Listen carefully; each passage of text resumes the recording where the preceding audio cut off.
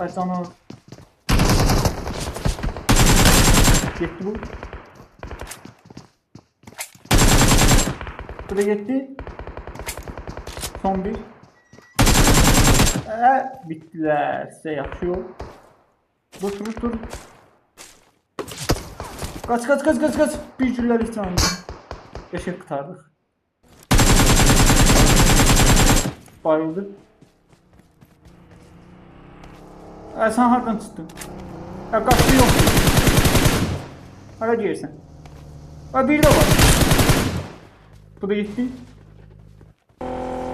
Körkünü tutacaklar. Ay. Yerden yerine. Hiç olmaz. Risk olmasa kazanmak da olmaz. Körpü temiz. Buradadır. Ne varsan sen. Sen hindiye kimi tanısın tabi. Bu bir yavru olduk daha.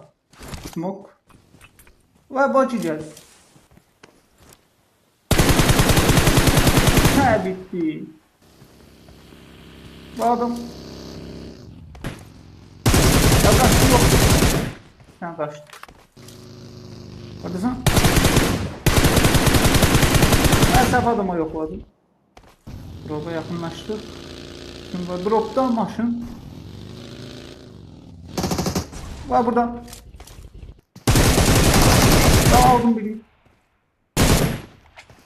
Hayır gördüm sen.